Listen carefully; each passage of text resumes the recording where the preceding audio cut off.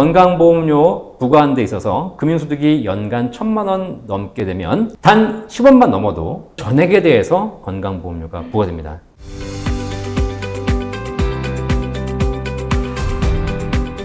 안녕하세요. 안녕하세요. 돌아온 연금술사 시간입니다.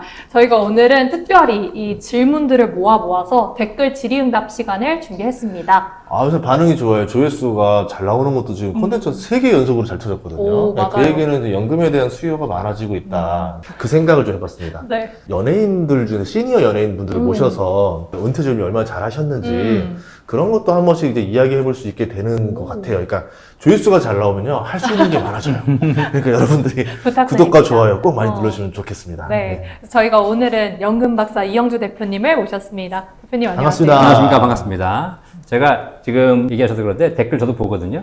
댓글에 약간 부정적인 댓글도 있어요. 네, 뭐 벌써 뭐 연금 준비냐, 결국 연금 뭐 준비 가입하는 거 아니냐, 뭐 이런 얘기도 있는데 그런 댓글들이 막 올라오는 거 보니까 너무 반갑더라고요. 네. 일단 부정적이든 긍정적이든 관심이 있다는 거다. 관심이 있어서 꾸준하게 보시다 보면 사실 연금이라는 게 젊을 때부터 내가 미리미리 준비해야지 라고 생각하시는 분들은 없어요. 때가 되면 그때 가서 지금이라도 발등에 불 떨어졌지만 해야 되겠다 그러신 거거든요. 지금 때가 아직 좀 이르신 분들은 관심이 좀 덜 하시겠지만 그래도 꾸준하게 보시다 보면 결국 연금은 나의 일이 된다. 언젠가는. 그죠? 그래서 연금이 필요 없는 사람은 딱 한 명이에요. 내일 돌아가실 분들. 말고는 다 필요한 거니까 잘 관심 있게 보시면 결국 도움이 되실 겁니다. 예. 네. 그럼 먼저 건강보험료 관련 문의 댓글부터 볼까요? 아무것도 모르고 22년도 말 금리 6%로 2년짜리 정기예금 4,800만 원짜리 세 군데 저축은행에서 들었습니다. 그런데 25년도 11월 달부터 의료보험 폭탄을 맞았어요. 알아보니까 금융소득 1,000만 원을 넘으면 10원만 붙어도 의료보험이 높이 산정되는 걸 그때 알았습니다. 저는 집도 없고 전세 7천만 원 낡은 주택에 살면서 몸은 허리도 다치고 무릎은 앉지도 못하고 일은커녕 겨우 밥 해먹고 살 정도인데 이자 조금 받았다고 의료보험료 부과하는 건 너무 과한 거 아닌가요? 네. 이분의 사례가 이게 종합 문제. 건강보험 노후 준비에 대해서 잘못 알고 있는 이런 사건, 사고가 다 들어있는 것이다. 그렇죠. 그래서 제가 이 사례를 좀 픽한 이유가 굉장히 좋은 사례고 이분에게는 어쨌든 지금 이런 문제가 생겼지만 우리 구독자님들도 이 상황 모르시면 나중에 더 큰 피해를 당할 수 있다. 그렇죠. 이거 보시면서 혹시 어떤 문제가 있을 것 같아요? 여기에서 우리가 배워야 될 시사점. 금융소득 1,000만 원 넘기면 안 된다. 맞습니다. 네. 근데 여기서 말씀하셨지만 금융소득 1,000만 원 넘겼더니 10원만 넘어도 전액 건강보험료가 부과된다는 점. 네. 1,000만 10원이 되면 10원에 대해서 건강보험료가 부과되는 것이 아니라 1,000만 10원 전체 부과된다는 거죠. 구간별이 아니라는 얘기구나. 그렇죠. 예. 또 여러 가지가 있어요. 자, 혹시 전인구 대표님 하나 예. 픽할 게 있을까요, 여기서?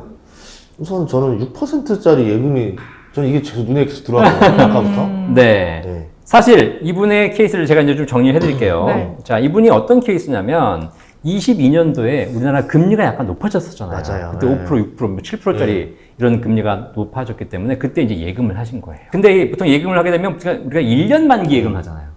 근데 이제 금리가 언제 떨어질지 모르니까 야, 이거 1년짜리 했다가 나중에 1년 후에 갱신할 때 금리가 떨어지면 낮은 금리로 해야 되는 거니까 그냥 뭐 2%, 2년짜리 하자. 그러면 돈을 언제 찾냐면 1년 후에 찾는 것이 아니라 2년 후에 2년 어치 이자를 함께 찾게 됩니다. 그렇죠. 이자가 올라가는 문제가 생기겠죠. 네. 또 이분 같은 경우에는 이제 6%짜리인데 이거 어떻게 하셨냐면 4,800만 원짜리 세 군데 하셨어요. 이게 무슨 얘기인지 아세요? 예금자 보호 계산에서 맞습니다. 잘라놓은 거지. 네. 지금은 예금자 보호가 1억까지인데 네. 이 당시에는 1인당 네. 5천만 원이었는데 네. 1인당 5천만 원이 아니라 1금융회사당 5천만 원이에요. 실제 그런 분 봤어요. 5억이 있어, 5억. 근데 은행도 망할 것 같아. 네. 은행 망하면 돈 날리잖아요. 네. 그러니까 은행을 못 믿으니까 은행에다가 다 5천만 원씩 10개 은행에다 나누는 거예요. 그렇게 하죠. 네. 근데 이제 이게 원리금 합쳐서 5천만 원이니까 5천만 원 안 해요. 4,700만 원. 4,800만 원 이렇게 합니다. 그럼 이자까지 합쳐가지고 5천만 원 보호받으니까. 그래서 제가 보기에는 이 문의 주신 분이 한 1억 5천만 원 정도 있으신 것 같아. 이거를 은행에 넣어둬야 되겠다. 한 회사에 넣어두면 위험하니까 4,800만 원씩 3개 금융회사에 넣어서 또 저축은행 가셨네. 저축은행은 일반 은행보다 이자를 더 주거든요. 이자가 더 좋죠. 그렇죠. 그리고 어차피 예금자 보고 되니까 네. 마음가짐 받으니까 네. 그래서 6%짜리 이렇게 딱 하신 거예요. 이때는 몰랐지. 내가 이런 건강보험 폭탄을 맞게 될 줄은. 와. 네. 자, 그런데 여기서 이제 문제를 하나씩 살펴보도록 하겠습니다. 자, 첫 번째, 건강보험 직장 가입자들은 직장에서 받는 월급에 대해서 건강보험료를 부과하고요. 네. 직장 소득 외에 다른 소득이 있어도 2천만 원까지는 건강보험료가 부과가 안 돼요. 내가 월급 받는 거 말고 다른 소득이 2천만 원이 넘어가게 되면 초과분에 대해서 건강보험료 부과되거든요. 네. 직장 생활하면서 다른 소득이 무슨 뭐 1,000만 원, 2천만 원씩 있으면 얼마나 좋겠어요. 그러니까요. 그런 직장인들은 거의 없잖아요. 요즘은 뭐 부업을 하시는지 모르겠지만. 그러다 보니까 사실 직장 생활할 때는 이런 고민을 해본 적이 없는 거예요. 근데 직장을 퇴직하고 나면 그다음부터 이제 건강보험 직장 가입자가 아니라 지역 가입자로 바뀌어요. 지역 가입자는 본인이 소득이 있는 것에 대해서 이제 건강보험료를 다 내줘야 돼요. 이 중에서 금융소득. 금융소득이라 하면 뭐냐? 뭐 주식을 팔아가지고 매매 차익이 생겼다. 이런 건 금융소득이 아니고, 네. 금융소득이란 이자와 배당소득이잖아요. 이자와 배당소득 요 두 가지가 연간 1,000만 원만 넘으면 네. 건강보험료가 부과됩니다. 뭐 2천만 원 아니냐고 물어보시는 분 계신데 2천만 원은 금융소득 종합과세 기준이고 세금을 더 내는 기준인 거고 지금은 건강보험료 얘기하고 있는 거예요. 우리는 지금 건강보험료 부과하는 데 있어서 금융소득이 연간 1,000만 원 넘게 되면 단 10원만 넘은 전액에 대해서 건강보험료가 부과됩니다. 전체에 대해서. 이걸 몰랐던 거예요. 네. 네. 그나마 우리 이 사례자분께서 1년 만기 정기예금을 했으면 다행이에요. 왜냐면 저 이자가 1년 단위로 지급되잖아요. 우리나라의 모든 세금이라든가 건보료는 1년 단위로 계산하잖아요. 자, 만약에 2022년도에 예금을 세 군데다가 1억 5천 내셨어요. 6%짜리예요. 1억 5천 6%면 얼마냐면 이자가 900만 원인 거죠. 1년 만기 900만 원이에요. 자, 그러면 1년 만기가 돼가지고 이분이 원금과 이자 900만 원 찾으셨어요. 자, 이자 소득 1,000만 원 넘었어요? 안 넘었어요? 안 넘었어요. 안 넘었죠. 이분은 건강보험료 안 나와요. 그 다음에 또 1년 만기 다시 또 갱신을 했어. 그래서 내년에 또 1년 만기가 돼가지고 또 이자 소득 900만 원 받았어요. 건강보험료 안 나와요. 근데 이분은 뭐냐? 2년 만기를 하신 거예요. 와. 2년 만기를 해가지고 1년치 이자 900만 원과 또 2년치 이자 900만 원을 합쳐가지고 2년 만기 시점에 원금과 1,800만 원 이자를 받으신 겁니다. 그랬더니 건강보험료가 부과된 거예요. 너무 잔인해요. 부과된다 하면 뭐 중도 해지하거나 해도 소용없는 거잖아요. 이미 받았으니까, 그렇죠? 그럼요. 이미 발생한 소득에 대해서는 있으니까. 건강보험료가 부과되는 것이죠. 결국은 우리가 건강보험에 대해서 방송 보시고 공부해야 된다는 거예요. 이분이 집도 없고 전세 7천만 원짜리 낡은 주택에 살면서 몸도 안 좋으신 분이시고 정말 먹고 살기도 쉽지 않으신 분인데 네. 평생을 걸쳐서 내가 모아온 통장이 그것도 무슨 뭐 10억, 20억도 아니야. 그냥 이 한 1억, 1억 5천만 원 있는데 이거를 내가 어떻게든 은행에 잘 보관해 보겠다. 그것도 날릴까봐 불안해가지고 저축은행에 예금자 보호 한도 내에서 이렇게 사시는 분이 부자예요? 부자 아니거든요. 근데 이게 현실이에요, 보면. 네, 평범한 서민이고 오히려 어떻게 보면 더 어려우신 분임에도 불구하고 건강보험료가 추가 부과되는 이 문제가 생긴 거예요. 근데 왜 금융소득은 10원만 붙어도 전체에다가 매기는 거예요? 이게 원래는 금융소득에 대해서 건강보험료를 부과하게 돼 있어요. 네. 100만 원이든 200만 원이든 300만 원이든 부과하게 법으로 돼 있고 1,000만 원 미만인 경우에는 면제해 주겠다라는 별도 조항이 있는 거예요. 그러니까 원래는 부과하고 있는 건데 1,000만 원은 면제해 주는 거니까 990만 원까지는 괜찮아요. 근데 1,010만 원, 1,200만 원 되기 시작하면 원래대로 전액 다 부과하는 겁니다. 이 법조항을 잘 보셔야 돼요. 그러면 어쨌든 예금은 이런데 보험 같은 경우는 그럼 이것도 금융소득에 해당이 됩니까? 그럼요. 보험도 보통 보험은 1, 2년이 아니잖아요. 예. 보험은 보통 5년, 10년, 20년 장기예요. 자, 그래서 10년 동안에 쌓인 이자가 10년 차에 찾을 때 한 방에 나옵니다. 한 방에. 근데 보험은 대신에 일정한 한도 내에서 비과세를 해줘요. 연금보험도 마찬가지고 저축성보험도 마찬가지고 비과세를 해주기 때문에 비과세 한도 내에서 가입했으면 해지할 때 세금을 안 내도 되고 문제가 없어요. 건강보험료도 안 내요. 근데 어떤 경우가 있냐면요. 보통 보험 비과세가 10년 채워야 되거든요. 근데 10년 못 채우고 9년 차 해지하시는 분들이 계세요. 많죠. 왜냐면 내가 돈이 필요하니까. 네. 9년 차에 해지해도 원금과 이자까지 받거든요. 대신에 9년까지 이자가 쌓인 걸 받을 거 아닙니까? 그럼 내가 10년 전에 1억을 가입했는데 지금 쌓여가지고 한 1억 5천 돼 있어요. 근데 내가 이걸 10년을 못 채우고 9년 차에 해지를 해야 돼요. 그럼 이 사람은 비과세 조건을 못 지킨 거예요. 그럼 어떻게 되냐?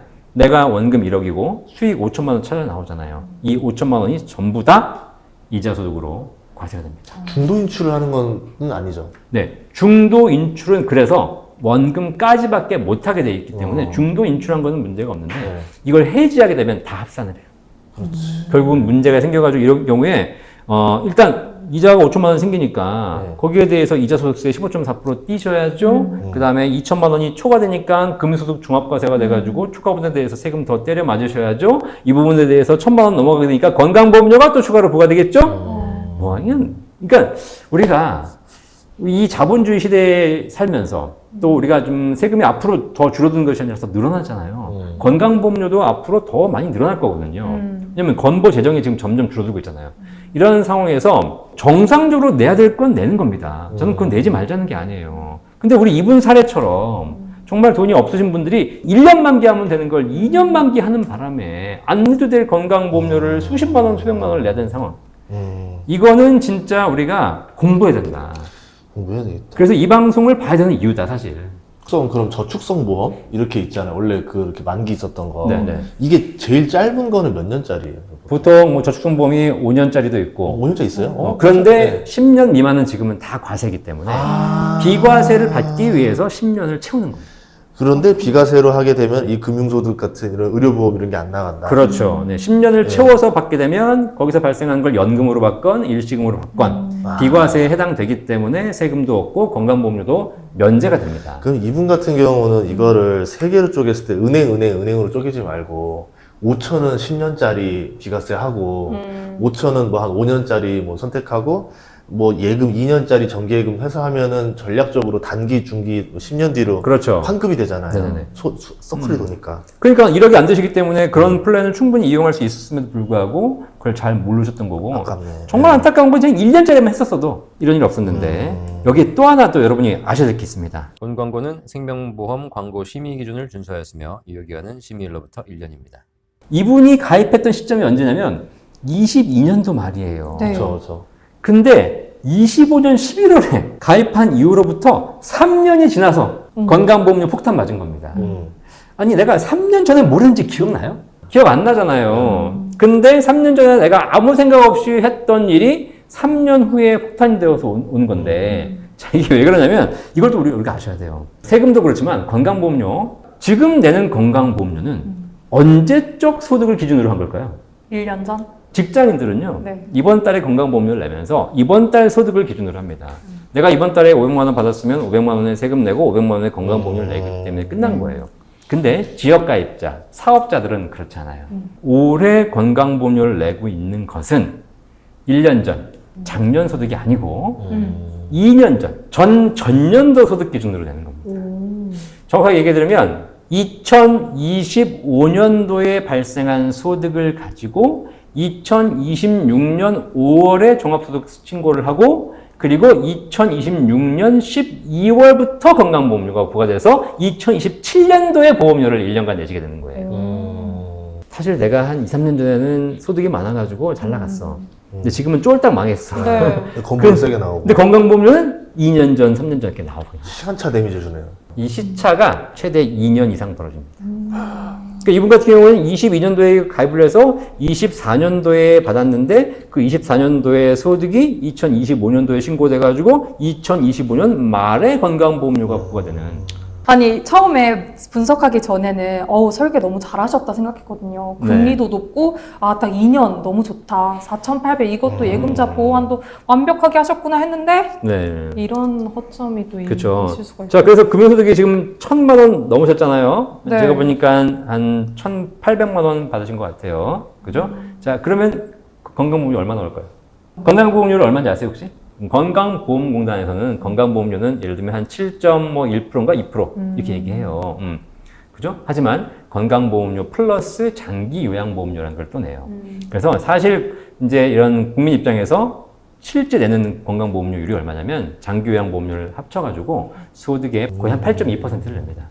그 정도 되는 것 같아요. 맞아요. 네. 자, 그러면 이분이 1,800만 원 정도의 금융소득이 있다라고 신고됐잖아요. 네. 그 전액에 대해서 초과된 800만 원이 아니라 1,800만 원 전액에 대해서 건강보험료를 부과되지 않습니까? 150 냈겠다 그러면. 네, 그러니까 1,800만 원 곱하기 8%면 얼마일까요? 한 150만 원 네. 정도가 연간으로 부과되는 거예요. 그러니까 한 달에 13만 원 정도 나온다고 생각하시면 돼요. 와.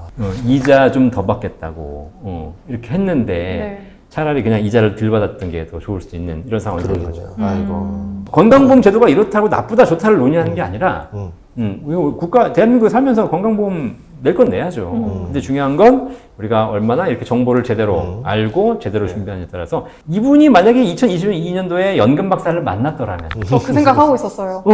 건강보험료 150만 원 진짜. 안 내도 되는 건데 지금도 늦지 않았습니다, 여러분. 이런 일, 이런 불상사가 없기 위해서 네. 1800-3625번으로 전화를 주시면 좋을 것 같습니다. 그럼 요 이어서 질문 하나 뭐냐면 연금저축 중간에 해약하면 건보료 부과되냐고 하는데 이거 아까 말한 게 된다는 거였잖아요, 그렇죠? 연금저축 가입하고 가시면 연금저축을 나중에 연금을 수령할 때 네. 연금 수령할 때 연금 소득세를 내거든요. 연금저축 IRP 또 많이 가입하고 계시잖아요. 요즘 최근에 뭐 주식도 좋아서 많이 수익 나시지 않습니까?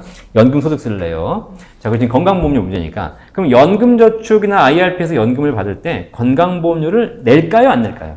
소득세니까. 소득이 생겨야지 건강보험료를 내는 거잖아요. 네. 건강보험료라는 것은 이제 부동산이라는 자산에 매기기도 하고 소득에 매기기도 하거든요. 연금도 소득이잖아요. 그렇죠. 네. 연금 소득이기 때문에 우리나라에서 세법상 종합소득이라고 하고 있는 이자, 배당, 사업, 근로, 연금, 기타 소득 모두에 대해서 건강보험료가 부과가 됩니다. 그런데 현재 2026년 이 방송이 나가는 현재 기준으로 연금저축 IRP에서 받으시는 연금 소득에 대해서는 건강보험료를 면제해주고 있어요. 왜 그러냐면 지금 사적연금을 활성화시켜야 되잖아요. 안 그래도 지금 국민들이 연금 준비 안 해가지고 국가가 좀 많이 했으면 좋겠는데 거기다가 뭐 건강보험료 부과하겠다 그러면 누가 하겠어요. 그래서 지금 현재는 면제해주고 있어요. 그러면 어떤 문제가 발생했냐? 작년에 감사원에서 건강보험공단에 지적을 했습니다. 국민연금 받을 때는 건강보험료를 부과하냐 안 하냐를 봤더니 국민연금 받는 사람들에게는 건강보험료를 부과하고 있는 거예요. 그런데 국민연금 가입자보다 더 잘 산다고 판단될 수 있는 개인연금 가입자에게는 건강보험료를 면제해주고 있어요. 이게 도대체 공평한 거냐? 말이 되냐라고 해가지고 개인연금도 건강보험료를 부과해라. 라고 지금 방송이 지적을 하고 있습니다. 둘 다 면제해주면 되잖아요. 그렇죠. 그럼 더 좋지. 근데 중요한 건 지금 우리나라가 건강보험료를 면제는커녕 더 어디다 부과할까를 찾고 있는 상황에서. 건보 재정이 상당히 안 좋은 걸로 알고 있습니다. 그러니까요. 네. 그래서 이 율이 올라가면 올라가지 떨어지진 않을 거라서 계산해 본다면은 네. 이제 앞으로는 이 건보료 계산을 하면서 투자를 해야 되는 시대가 열릴 것 같다. 그러니까요. 그래서 최근에 사적연금, 연금저축이나 IRP에서 건강보험료를 부과하자는 법안이 발의가 됐어요. 발의가 됐는데 그 사실 좀 이상한 안이 발의돼가지고 어쨌든 분위기는 그렇다. 현재는 아니지만 계속 거기에 대한 압박은 계속 될 거다. 그래서 연금저축을 받으실 때 연금 수령할 때 건강보험료가 법적으로는 부과되나 현재는 면제해주고 있다. 자, 그러면 이제는 문제 우리 구독자님 주신 거 해약하면 연금저축을 중간에 해약하잖아요. 네. 그렇게 되면 기타 소득세가 부과됩니다. 연금은 소득이 아니라 기타 소득으로 과세가 되는 거예요. 제가 이렇게 설명드린 이유는 원리를 이해해야 돼요. 네. 기타 소득은 건강보험료 부과 대상입니까 아닙니까? 공제 비율 넘어가면 되는 거 아니에요? 300인가 250? 300만 원인데 연금 저축을 해지할 때는 기타 소득의 공제가 없어요. 300이 아니라 전액 다 기타 소득으로 봅니다. 우리가 이제 강의를 해가지고 저도 강의를 하면서 기타 소득이 생기거든요. 이러면 300만 원까지는 또 공제가 돼요. 근데 그런 게 없어요. 그래서 건강보험료가 부과가 되는 것이 원칙이나 제가 건강보험공단에 확인해 보니까 어쨌든 해지해도 부과되지 않고 있다. 현재는. 현재는. 그러면 가입한 시점이 얼마 안 된 상태에서 내 잘못됨을 느꼈을 때는 네. 빨리 해지하고 리셋을 하는 게 낫다라는 거네요. 그러니까 이제 뭐 그렇다고 해서 연금저축을 해지하게 되면 세금 다 토해내야 되니까 좀 그렇지만 어쨌든 연금저축 가입자분들은 향후에 내가 계속 앞으로 5년, 10년, 20년 후에 연금저축을 유지하고 연금을 수령하면서 계속적으로 세금과 건강보험료가 부과될 수 있다는 것은 생각하고 내가 저 계좌를 운영하셔야 될 거다. 근데 지금은 어쨌든 해지하든 연금으로 받든 이 부분에서 부과를 하고 있지 않으나 나중에는 부과가 될 것이고 그리고 해지한 사람들에게는 오히려 더 부과할 가능성이 큰 거죠. 차라리 적정한 수준에서 연금을 받겠다 그러면 국가가 제도적으로 이 부분은 면제해주겠습니다. 이렇게 기준을 만들 수 있을 거 아닙니까? 네, 해지하거나 아니면 일정한 한도를 초과해서 받거나 이렇게 되면 건강보험료를 부과될 수 있는 것이고요. 현재도 연금저축에 대해서 건강보험료가 부과되는 경우가 있습니다. 연금저축을 우리 지난 시간에 배웠잖아요. 연간 1,500만 원 넘게 받은 경우에 넘게 받아서 그거를 종합과세로 신고하는 경우에는 건강보험료 부과됩니다. 되게 복잡해요. 네. 네. 그럼 이제 부동산 전화 주세요. 특히 제일 전화 많이 줘야 될 것 같은 게 부동산 부분. 부동산 이자 소득 계산하면 네. 추가분을 더 냈다? 지금 또 질문 주신 게 뭐냐면 이분이 이제 부동산이 있어요. 월세 임대 수익 말하는 거죠? 이자 소득이라는 게. 뭐 이자 소득이 있을 수 있고 그다음에 뭐 임대 소득도 있을 수 있는 거고 뭐 상관없습니다. 직장 가입자들은 우리나라는 직장 가입자에게 너무 좋은 혜택을 줘요. 사실 저는 직장 가입자가 아닌데 네. 직장 가입자가 가끔 부러운 이유가 이거야. 직장 가입자는 소득에 대해서 건강보험료를 내거든요. 그렇죠. 근로소득에 대해서. 근데 부동산이 만약에 내가 100억 있어. 한 달에 200만 원 받는 월급쟁인데 내가 강남에 반포에 원베일리 아파트가 있어. 100평짜리. 그죠? 뭐 시가로 막 수백억 나가. 예. 그 부동산에 건강보험료 부과될까 안 될까? 안 됩니다. 안 돼요. 왜냐면 제가 겪었거든. 예전에 제가 주식책 처음 나왔을 때 우리 직원들한테 이게 책 나왔어요 이렇게 돌리면서 이렇게 했는데 한 분이 버스 기사님 나 필요 없어 이러면서 딱 이러는 거예요. 실은 자기가 이제 한보철가 망할 때 그 주식을 엄청나게 사들였대요. 그게 현대제철이잖아요. 잭팟이 난 거예요. 그래서 이 돈으로 부동산 개발을 해서 임대 수익이랑 이게 이야. 자산가인데 건보료가 너무 아까워서 자기 제일 근처에 있는 데로 취업을 한 거예요. 와, 머리 잘 쓰셨다. 그래서 월급은 얼마 안 되는데 이게 가장 근무 시간 짧고 본인은 세금 덜 나오고 해서 건보료 때문에 다니는 거야 이러니까 네. 와 진짜 레전드다. 그렇죠. 그래서 그럴 것 부동산이 얼마가 있던 직장 가입자는 부동산에 대한 건강보험료 부과되지 않습니다. 그런데 이분 같은 경우, 사례자 같은 경우도 그런 거 있어요. 부동산을 갖고 있어서 아무 소득이 발생하지 않으면 상관없는데 이거를 임대를 주어서 임대소득이 발생하거나 혹은 거기서 발생한 뭐 이제 보증금 이런 걸 내가 저축을 해가지고 이자가 발생하거나 이때부터는 소득이 발생하는 거잖아요. 이 소득은 직장 가입자라 하더라도 아까도 말씀드렸지만 2천만 원까지는 괜찮아요. 근데 2천만 원이 초과되는 것에 대해서 건강보험료가 부과됩니다. 자산에 대해서 부과되는 게 아니라 소득에 대해서 부과되는 그렇죠. 거다. 네. 그럼 예를 들어서 부동산은 잡히는데 금은 안 잡히잖아요. 집에다가 네. 현금 100억을 두고 있어. 네. 건강보험료 한 푼도 안 나와요. 그러니까요. 은행에다가 현금 100억을 두고 있어. 한 푼도 안 나와요. 건강보험료. 100억에서 이자가 발생할 때 나오는 거지. 주식은 나와요? 주식도 잡혀요? 주식은 양도소득이잖아요. 안 팔고 버티면 보유하는 거에 대해서는 네. 주식은 매매 차익에 대해서 비과세가 되기 때문에 네. 비과세 되기 때문에 건강보험료가 안 나옵니다. 네. 주식을 보유하고 있는 것에 대해서. 근데 내가 예를 들면 해외 주식형 ETF를 샀다. 그러면 거기서 양도소득이 발생하잖아요. 양도소득도 건강보험료 안 나와요. 그럼 부동산만 나오는 거네요? 근데 주식에서 나오는 건 뭐냐면 네. 배당소득 나올 수 있죠. 그리고 배당소득으로 과세되는 경우가 있어요. 뭐 매매 차익에 대해서. 이런 경우 양도소득으로 보냐 배당소득으로 보냐에 따라 차이가 있는데 양도소득으로 보는 것은 건강보험료에서 빠집니다. 배당소득으로 보는 것은 1,000만 원 넘어가면 건강보험료 부과돼요. 복잡하죠? 난이도가 좀 올라가네요 이게. 그러니까 이게 우리가 그냥 내가 일반적인 서민으로 사는 경우에도 이런 문제가 발생할 수 있다는 사실. 그런데 조금 자산이 늘어나기 시작하고 수익이 다변화되기 시작하잖아요. 최근에 뭐 주식을 가지고 계신 분 많으니까 이자, 배당, 뭐 임대 발생하지 않습니까? 이러면 이제 사고 터지기 전에 미리 점검해야 돼요. 요즘 고민 많으시겠네요. 그럼요. 문의가 엄청나게 많이 있어요. 네, 내가 좀 자산 가면은 이런 걸 고문 변호사 두듯이 네. 고문 연금 전문가를 둬서 너무 내 좋다. 연금만 전문적으로 이렇게 케어해주는. 참고로 이 내용을 세무사가 알까요? 변호사가 알까요? 세무사? 몰라요. 아무도 몰라요. 아, 몰라요. 예. 세무사들도 자기 분야는 뭐? 본인 담당이 아니면 모릅니다. 맞아요. 본인 담당이라 하더라도 건강보험료 연금을 따로 고민하고 있는 세무사들도 거의 없어요. 그래서 제가 저희 센터에서 공부를 할 때 건강보험료와 세무 공부를 같이 합니다. 그래야지만 이 접점을 해결해 줄 수 있는 사람이 없으니까. 그래서 그 부동산 쪽 절세는 제네시스 박.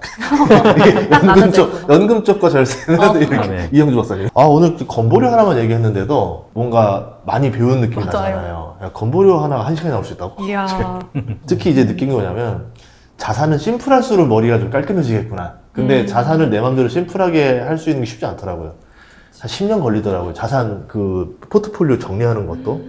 그렇기 때문에 그 과정에서 반드시 절세를 같이 낄 수밖에 없는데 이 절세도 자기가 아는 분야가 있고 모르는 분야가 있다 보니까 모르는 분야는 전문가한테 상담받는 게 좋겠다라는 생각이 듭니다. 그래서 이제 관련된 연금 상담 문의는 연금 박사님한테 받아주시면 좋겠습니다.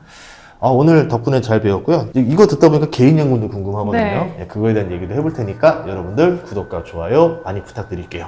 고맙습니다. 감사합니다. 감사합니다.